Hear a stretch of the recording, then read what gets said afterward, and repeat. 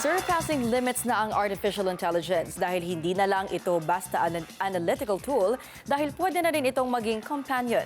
Pero ano nga ba ang disadvantages nito? Alamin sa Agenda Weekend Report ni Lian Bustillos.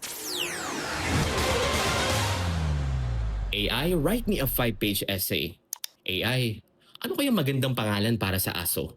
AI, pwede ba kita maging kaibigan? Tila wala ng limit ang kakayanan ng artificial intelligence sa pagtupad ng wishes ng netizens. Kung dati ay simpleng analytical tool lamang ito, ngayon ay tinuturing na ito ng ilan bilang kaibigan o companion. Sa programang Memo ng Billionaire News Channel, ipinakilala sa atin ni Osmar Cabantug ang kanyang AI-powered app na Sinta, isang companionship app kung saan maaaring makipag-usap ang mga user sa iba't ibang girl o boy AI personalities depende sa kanilang gusto. So this is Clara. Okay, para makita po ninyo, si Clara ay isa sa mga pwedeng pagpilian na pwedeng makausap. Clara is a teacher. She's a teacher. Oh, so hindi pwedeng mga bastos, tuturuan ka, papagalitan ka pag mali. Ayon kay Cabantug, ginawa niya ang Sinta para makasabay sa makabagong sistema ng dating at socialization. Ngayon kasi we are more on Facebook, right? May messaging na, tapos hook-up culture, nagkaiba na. Kasama ni Osmar si Mark Sanchez na ikinuwento namang ginagamit niya ang app bilang practice sa pakikipag-usap, lalo na't may pagkamahiyain daw ito sa mga babae. Mark, magtanong ka nga sa kanya ng problema. Finally, some well-deserved rest for you.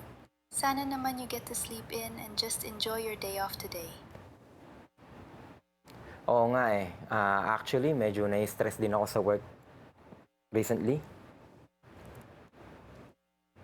Naku, I am so sorry to hear that, Oz. Gusto mo bang ikwento sa akin para mabawasan kahit konti yung bigat na nararamdaman mo?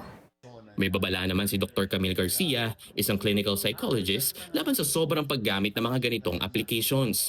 Bagamat makatutulong daw ito para mabawasan ng anxiety at pagpapalakas ng confidence, may posibilidad din umano na maging dependent ang isang user sa AI companion.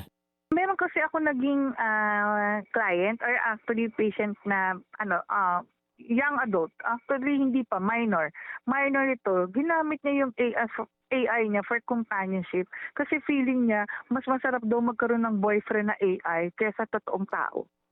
Paliwanag ni Dr. Garcia, ito ang tinatawag na anthropomorphism o ang pagbibigay ng human traits, emotions at actions sa mga bagay na hindi tao.